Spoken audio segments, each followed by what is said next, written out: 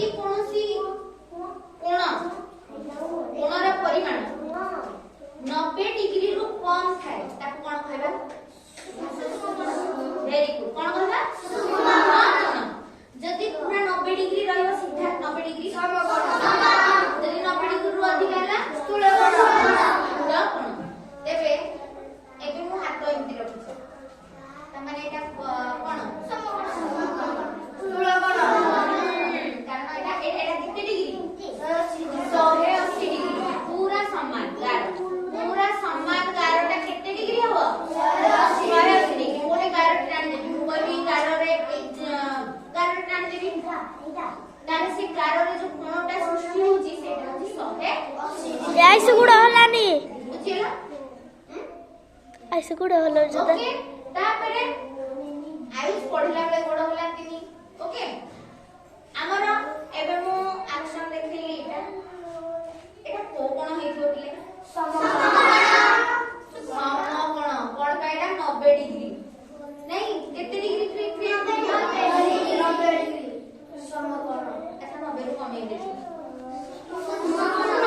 Very good सूक्ष्म कोण एटा समकोण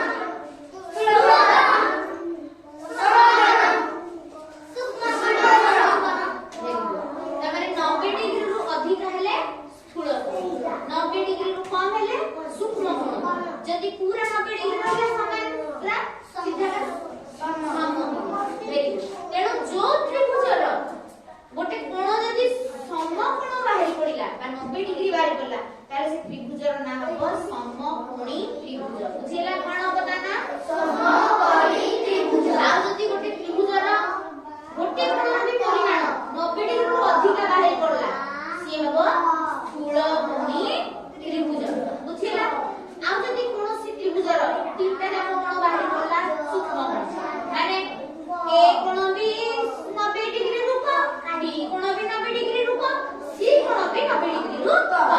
ता माने सेटा को त्रिभुज कहजिबो सूक्ष्म कोणी त्रिभुज बुझिला हमर जेंति पढाई छी देखो एठी तुमको पढाई छी कोन एठी कोन अछि तीनोटी जाक कोण जदि सूक्ष्म कोण थिबो सिए कोण हबो सूक्ष्म कोणी त्रिभुज जदि गोटे कोण रहि गला 90 डिग्री कोण हबो समकोणी त्रिभुज आ जदि गोटे कोण 90 डिग्री रु अधिक रहि गला कोण हबो स्थूलकोणी त्रिभुज समस्त बुझी पारिला ओके वेरी गुड।